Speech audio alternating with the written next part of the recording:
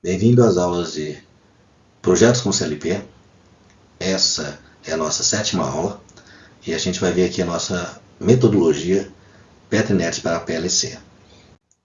A metodologia de projeto de controle de sistemas automáticos, essa PetriNet para PLC, ela não se baseia somente naquilo que a gente viu na aula anterior, ou nas aulas anteriores. Lá foi quando a gente, a partir de uma descrição do sistema, chegou então no modelo de redes de Petri, e a partir daí fez uma conversão para a linguagem de programação do CLP, que é a linguagem Ladder.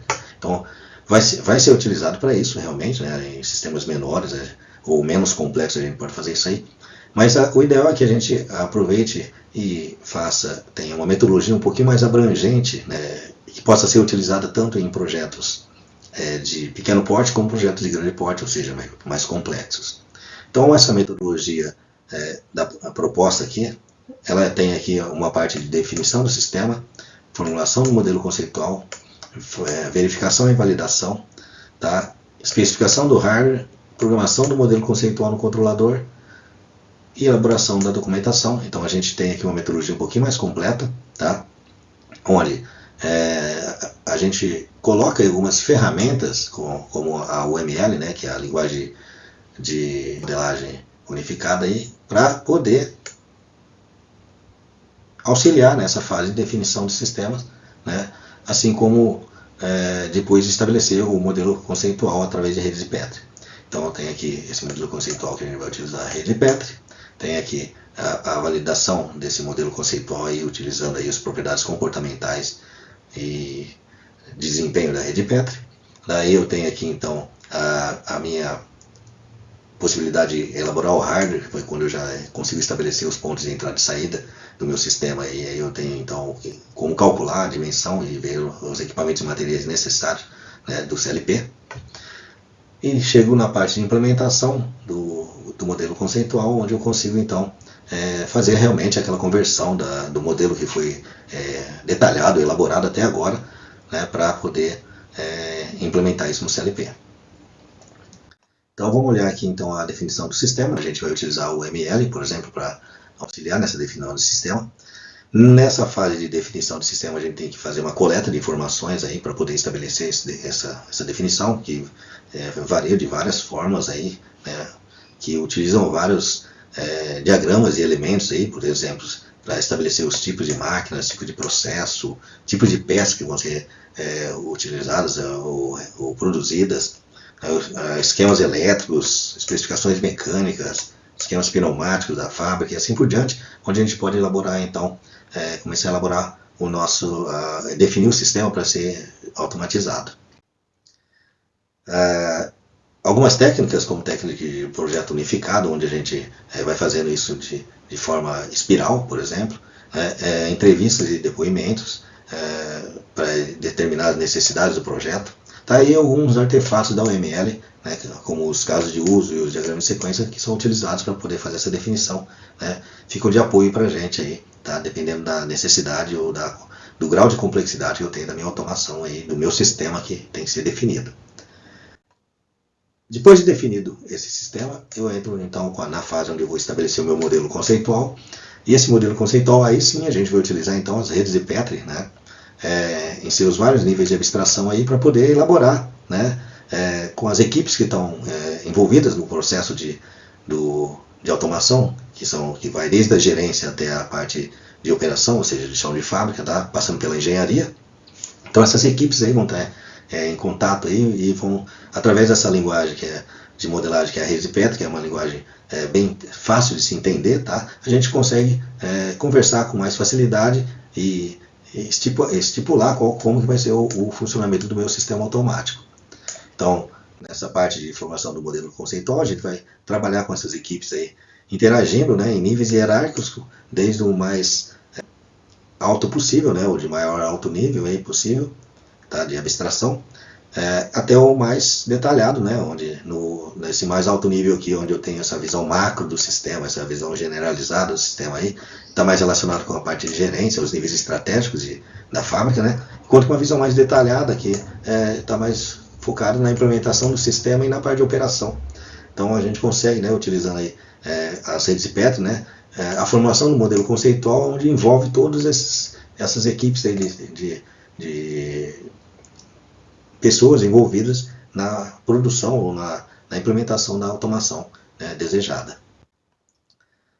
Para isso a gente vai se apoiar então na utilização das definições do sistema que a gente utilizou lá, onde a gente utilizou, por exemplo, documentos de requisitos, casos de uso, diagramas de sequência, diagramas de casos de uso e assim por diante, para formular aqui, né, já pensando no intertravamento do sistema aqui, pensando na implementação do sistema no CLP, tá? Trabalhar com as redes de Petri. Então aí, esse modelo sendo estabelecido, né, a partir dessas condições aí, a gente vai fazer a verificação e a validação. Essa verificação e validação, então, ela vai ser determinada em função, por exemplo, das propriedades comportamentais da rede Petri e das propriedades temporais, onde a gente pode fazer tanto fazer a validação como a verificação do sistema, tá? E a partir daí, se essa verificação e validação está ok, a gente prossegue no nosso fluxo. Caso não prossiga, não esteja ok, a gente volta e reformula, né, o modelo conceitual em rede Petri novamente. Tá? Entra em contato com as equipes e aí tenta chegar a um acordo de como que vai ser o modelo, enfim, né, de ser implementado, né, da automação. Passando então aqui, né, depois para a parte de especificação do hardware e software. Então, nessa verificação e validação, a gente vai ter aí, pode, né, se quiser, adicionar alguns arcos e lugares, né, no modelo já existente, tá, para permitir que eu consiga fazer estabelecer algumas condições de funcionamento aí, e verificar se ele funciona corretamente. Posso considerar as condições dinâmicas, né, e prever o seu desempenho. Então posso fazer mudanças em programação, variar os planos de processo, né, verificar se tem quebras de máquinas e o que acontece, né, falhas, posso provocar falhas, né, em situações de emergência e assim por diante, né, fazendo de forma geral uma simulação do modelo e fazendo análise do seu desempenho aí, para que a gente possa verificar se está tudo ok, né, no seu funcionamento de acordo com o que foi estabelecido para o sistema automático que a gente está implementando. Daí, né, passo então para a especificação do hardware e do software. Tá? Essa especificação do hardware e do software vai definir as características tecnológicas do meu sistema. Tá? Ou seja, ele vai ver quais os tipos e modelos, né, possíveis de equipamentos e de materiais que podem ser utilizados, né, tanto equipamentos eletrônicos como mecânicos, necessários para atender essa automação, estabelecendo aí, a partir daí, o projeto elétrico, o projeto mecânico, pneumático, hidráulico e etc., né, necessário para que a gente tenha a implementação da automação, né, que foi estabelecida ali nos passos anteriores. A partir de que isso está estabelecido, esse meu hardware e software estão estabelecidos aí, eu faço a conversão então, né, do meu modelo em redes de Petri para a parte de linguagem específica que é necessária, que foi estabelecido aqui no hardware e no software desejado. Tá? Então pode ser que seja utilizando a própria linguagem Ladder, mas pode ser que seja outro tipo de linguagem, tá? E não tem problema nenhum. O nosso modelo ele tem a flexibilidade para esse outro tipo de linguagem sem problema. Tá, então, quando eu vou fazer então agora a programação do modelo conceitual no controlador, enfim, vou fazer a implementação disso, né? Eu vou planejar a sequência de testes e de startup do meu sistema. Tá? Nesse caso aí, aqueles elementos que eu porventura poderia ter colocado para fazer a parte de validação ou verificação lá do meu sistema lá, tá? Pode ser retirados agora. E a programação do controlador, né, realizada a partir do modelo de redes de Petri que a gente elaborou do nosso sistema automático, tá, vai ser então agora, se a gente seguir todas essas etapas aí, tá, um modelo mais correto possível.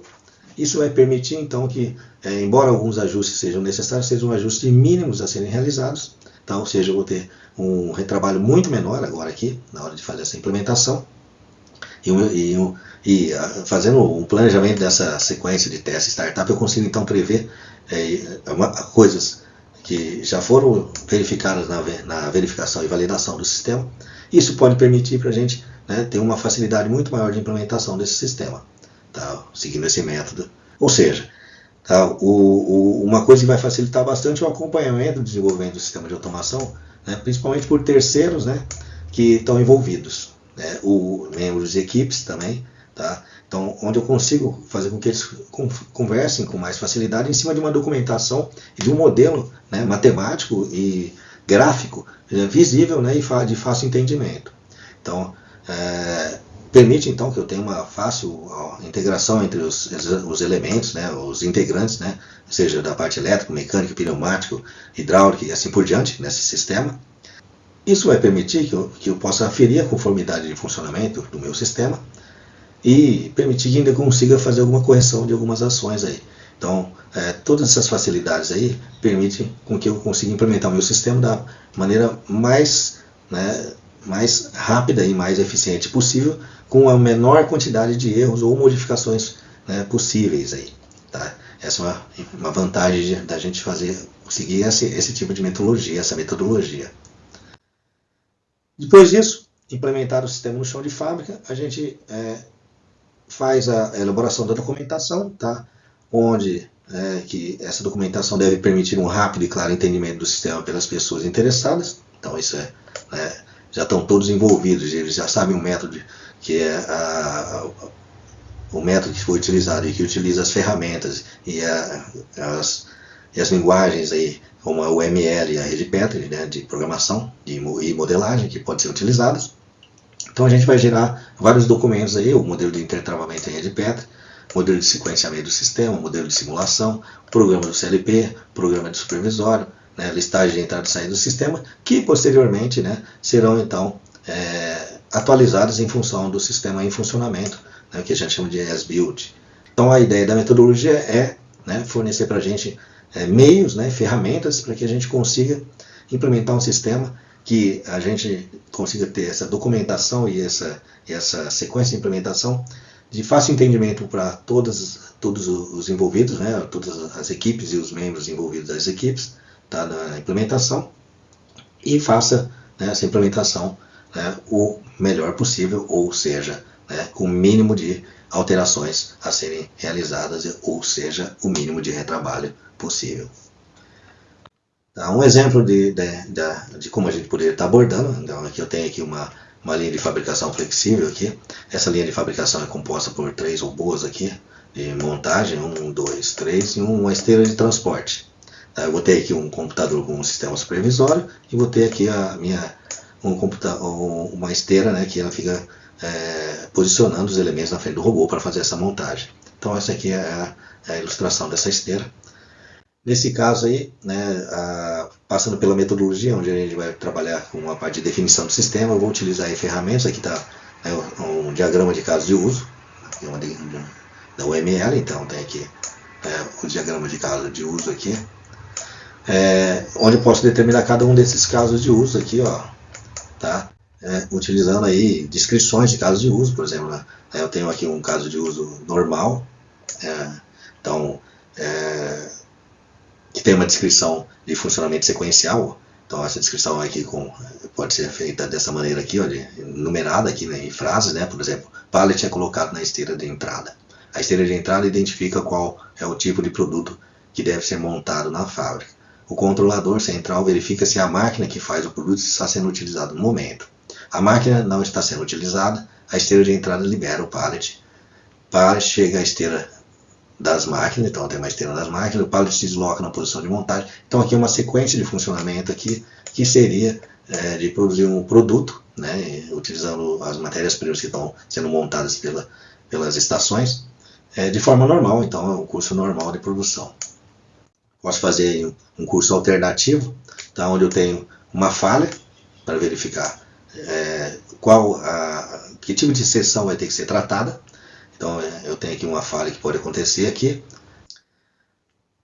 Outro caso de uso aqui, por exemplo, alternativo aqui, né? A peça não foi aprovada, então existe a peça pode não ter sido aprovada para produção. Então eu posso fazer também uma sequência determinando isso. Tem aqui os diagramas de sequência que estão relacionados com cada um daqueles casos de uso, né? Por exemplo, aqui é o da sequência de curso normal.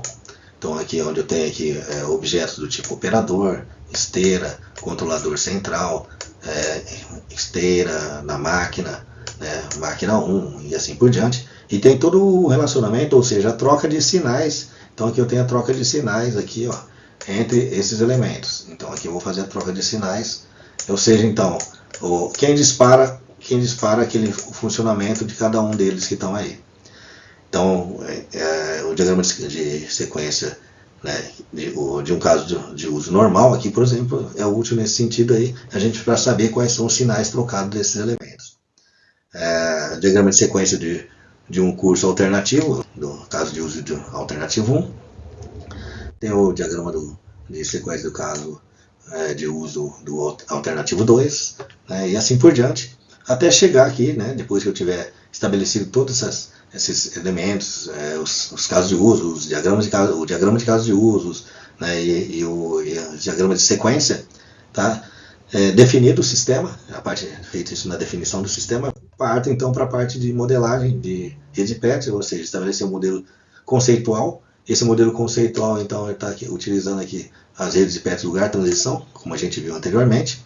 Tá? A gente faz abordagem usando níveis de abstração e já vai pensando então na conversão da rede Petri para Ladder.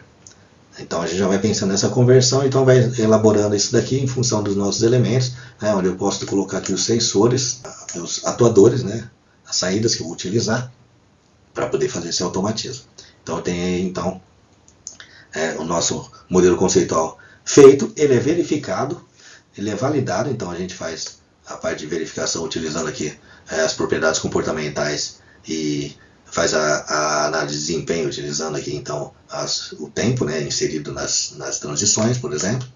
E aí eu consigo, né, fazer a partir de toda aquela dinâmica que a gente fez lá utilizando a rede Petri, né, de disparo de elementos aí em função dos tokens aí, né? Então ó, eu vou disparar essa transição aqui T3 aqui, T2, perdão. Na hora que eu disparo essa transição para cá, vem uma ficha para cá, um token para cá, tá? E são retirados os tokens aqui. Faço toda essa análise, estabeleço, né, os meus pontos de entrada e saída, estabeleci meus pontos de entrada e saída, estabeleço o hardware e o software utilizado, depois preparo para a implementação, fazendo a conversão então dessa rede de Petri aqui para linguagem de CLP desejada, de acordo com o hardware especificado e o software especificado. Tá vendo que aqui uma forma diferente, né, de ser implementada aqui, diferente daquela que a gente viu nas aulas anteriores, tá? Onde eu tenho aqui outras maneiras, mas significa a mesma coisa. É uma questão só de anotação e isso varia de fabricante para fabricante. Então eu consigo fazer essa implementação. Implementei, né, e aí eu consigo então fazer o meu sistema funcionar, né, com uma menor quantidade de alterações possíveis na hora de fazer a sua implementação. Então essa foi a metodologia que a gente vai utilizar, né, onde a gente tem aí a definição do sistema, onde eu utilizo artefatos da UML para auxiliar, como os diagramas de casos de uso, os casos de usos e, né, os diagramas de sequência. Tem a modelagem do modelo conceitual, utilizando rede Petri, partindo daqueles níveis de abstração mais alto até o mais baixo nível, né, de detalhe entre as equipes. Faço essa verificação e validação utilizando a dinâmica da rede Petri, os tokens, né, que vão estar caminhando ou disparando dentro da rede Petri lá, através das transições, utilizando as análises comportamentais e de desempenho. Faço, a partir daí, de validado o meu sistema, com meus pontos de entrada e saída para estabelecer o meu hardware do sistema, né, ou seja, a capacidade do CLP, e faço a implementação desse modelo de rede Petri, né, nessa tradução aí, daqueles modelos mais detalhados, né, a nível de operação, de funcionamento do CLP. Faço essa tradução, implementando isso no CLP que foi estabelecido, né, na linguagem desejada. Pode ser a ladder, pode ser a lista de instruções, pode ser a linguagem lógica e assim por diante. Então tem outras linguagens disponíveis para isso aí também. Daí eu preparo a documentação, realizando sempre o as-built, e a ideia é que as modificações sejam as mínimas possíveis, né, permitindo que a gente implemente um sistema de automação de um certo grau de complexidade, né, graus altos de complexidade, com o menor retrabalho possível para se implementar um sistema. Então, pessoal, por enquanto é só. Até a próxima.